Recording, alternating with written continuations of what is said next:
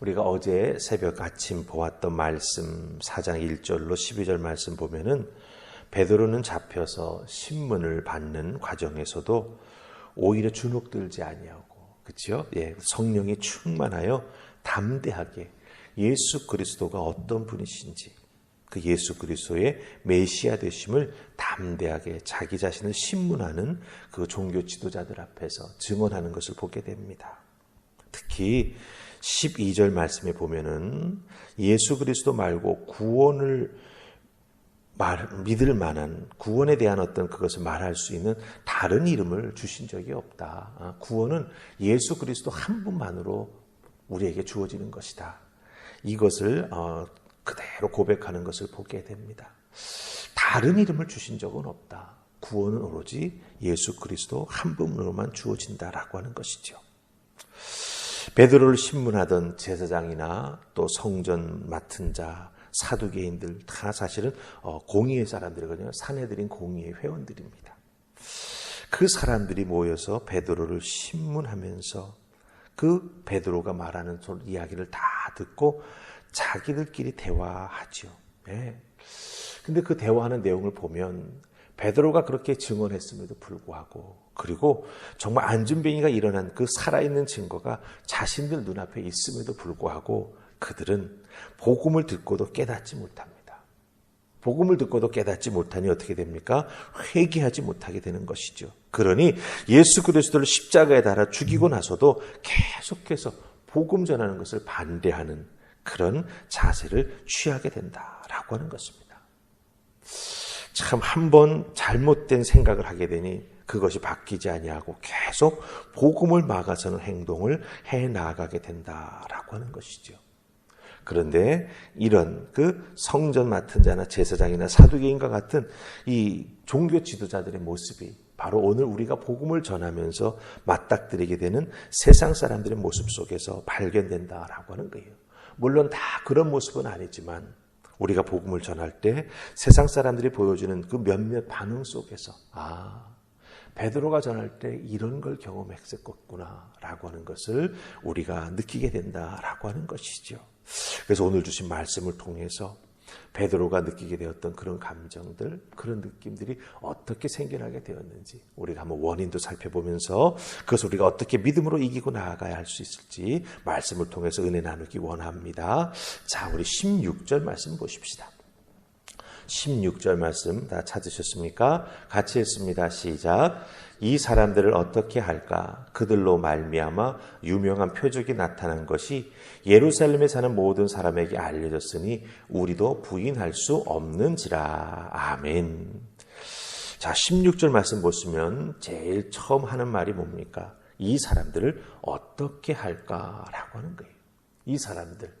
예수 믿고 그 구원의 은혜에 감격하면서 성령 충만함을 받아가지고 예루살렘 길거리에서 복음 전하는 이 사람들을 우리가 어떻게 할까라고 말을 합니다.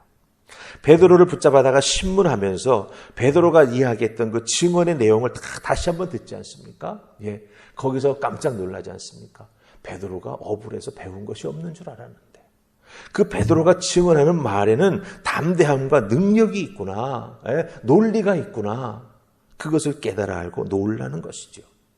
또한 안진뱅이였던 자, 지금은 서서 걸어다니고 있는 그 증인이 자신들의 눈앞에 있는 상황입니다. 그러니 사실은 이 사람들을 어떻게 할까, 이런 말을 하면 안 되죠. 왜 그렇습니까? 자기들이 예수 그리스도를 못 박아 죽이고 핍박했던 그것에 대한 반대되는 결과가 지금 눈앞에 나타나고 있지 않습니까?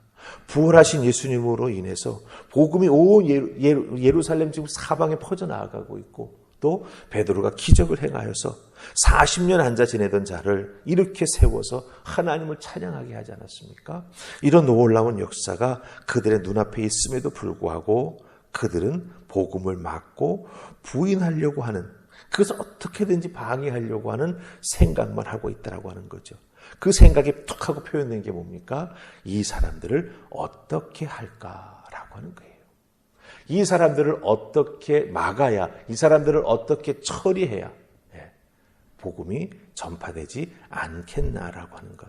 그것을 생각하고 있다고 하는 거죠. 그런데 사실은 이런 말을 하면 안 되죠. 이 사람들을 어떻게 할까? 이런 말 하는 게 아니라 오히려 이 말 대신 사도행전 2장 37절에서 나왔던 말, 우리가 어찌할꼬, 이 고백을 했어야 됩니다. 왜? 베드로가 증언하는 말을 듣고 놀랬지 않습니까? 이것 봐라. 뭔가 베드로의 그 말하는 내용 속에는 다른 것이 들어있구나, 능력이 있구나라고 하는 걸 느꼈지 않습니까? 그렇다고 한다면 물어보아야죠.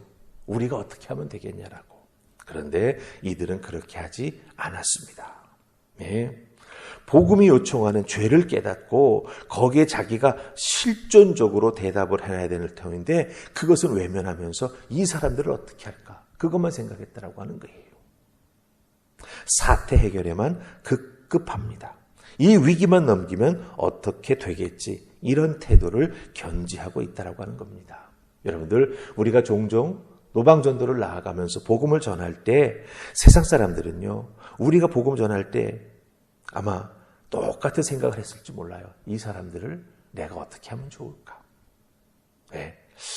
무시하면서 그냥 지나갈까? 아니면 이번 한 번만 탁 전도지 나눠주는 그거 탁 받으면서 씩 웃어주고 지나가면서 빨리 이 상황에서 벗어나자. 이런 생각을 할 수도 있다라고 하는 거죠. 한 번 무시하고 지나갈까? 한 번 받아주면서 싹 웃어주고 그냥 이 위기를 모면할까?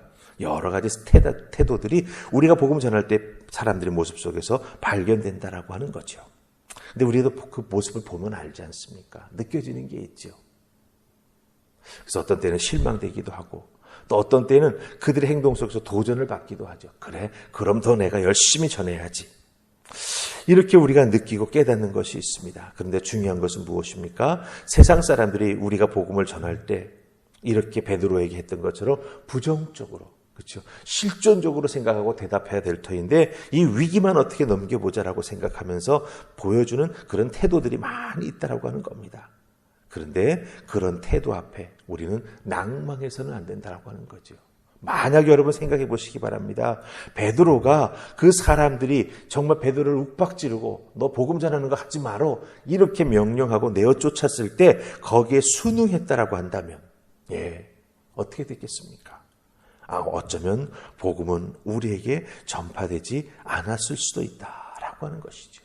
예수의 이름으로 말하지도 말고 예수의 이름으로 가르치지도 말라라고 이렇게 베드로에게 탁 명령했을 때 주눅 들어서 거기에 막혀버리고 말았다면 복음 전파는 많이 힘들어졌을 것이다 라고 하는 것입니다.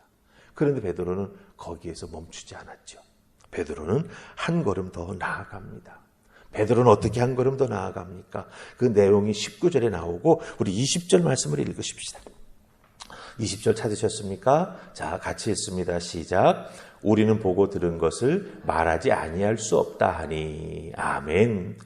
요 말을 하기 전에 베드로가 그 사람들에게 분명히 말하는 게 있습니다. 하나님 앞에서 너희의 말을 듣는 것이 하나님 말씀을 듣는 것보다 옳은가 너희들 판단해봐라.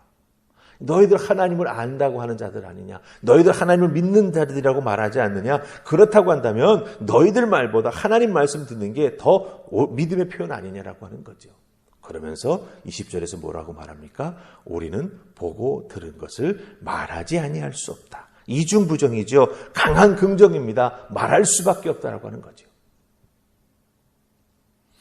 하나님의 말씀을 사람의 말로 막을 수 없다. 포기할 수 없다. 담대하게 베드로가 선포합니다. 우리들도 하나님의 말씀, 즉 복음을 전하지 않습니까? 그렇다고 한다면 이런 베드로의 담대한 마음이 우리에게 꼭 필요합니다. 사람들이 우리에게 보여주는 이중적인 태도나, 그렇죠? 복음 전하는 현장 속에서 우리가 정말 갑자기 또 황당한 것을 경험하게도 될 텐데 그런 것들을 통해서 우리가 주눅들거나 실망하거나 낭망하거나 포기해서는 안 된다라고 하는 것입니다. 베드로처럼 믿음의 담대한 결심을 하시고 하나님을 기쁘시게 드릴 수 있는 고백을 하면서 우리는 복음 증거하는 일에 최선을 다하게 될 때 하나님께서 놀라운 은혜를 허락해 주실 줄 믿습니다. 여러분 한 명 한 명이 전하는 복음과 그 기도의 응답을 통해서 한 영혼이 하나님 품으로 돌아오는 놀라운 역사가 일어나게 될 줄 믿습니다. 우리가 오늘 읽었던 말씀의 맨 마지막 절 22절은 뭐라고 말합니까? 이 표적으로 병 나은 사람은 40여 세나 되었다. 40년 동안 안진병이로 있었던 자가 복음의 은혜를 통해 자유함을 얻고 지금 베드로가 신문 받고 있는 그 자리에 증인으로 참석하고 있다고 하는 거지 않습니까? 우리가 복음 전에서 누군가에게 구원의 은혜를 끼치게 되었을 때 그 사람이 또 다른 복음의 증거자로 설 수 있다라고 하는 걸 꼭 기억하시고 우리에게 주어진 이 복음 전하는 사명 잘 감당하는 여러분 되시기를 주님의 이름으로 축복합니다. 아멘. 우리 기도하십시다. 특별히 우리 기도할 때 여러분들 김면 집사님께서 기도해 주시기 바랍니다. 김면 집사님 열이 계속 안 잡혀요. 그리고 이 염증 수치도 굉장히 많이 높습니다. 정말 깜짝 놀랄 정도로 염증 수치가 좀 높았다 낮았다 왔다 갔다 하는 걸 보게 되는데 우리가 위에서 기도를 간절히 많이 해야 될 것 같습니다. 그리고 좋은 결과가 있도록 하나님 이끌어 주시옵소서. 더욱더 간절히 기도하는 우리가 되기를 원합니다. 제가 기도하겠습니다. 주님 고맙습니다. 주신 말씀 잘 기억하고 복음 전하는 우리가 되게 해 주시옵시고 우리들이 전하는 말씀에 우리 하나님께서 은혜와 능력으로 함께 해 주심을 기억하면서 더욱더 담대히 전하며 나아가는 자들 되게 하여 주시옵소서. 세상이 막아설 때도 있습니다. 그러나 세상은 하나님의 말씀과 사랑 앞에 결코 견딜 수 없음을 기억하게 하시고 더욱더 간절한 마음으로 복음 전하는 우리 모두가 되게 하여 주시옵소서. 오늘 우리들의 삶의 자리가 복음 전하는 장소가 될 수 있기를 소원하옵고 예수님 이름으로 기도하옵나이다. 아멘.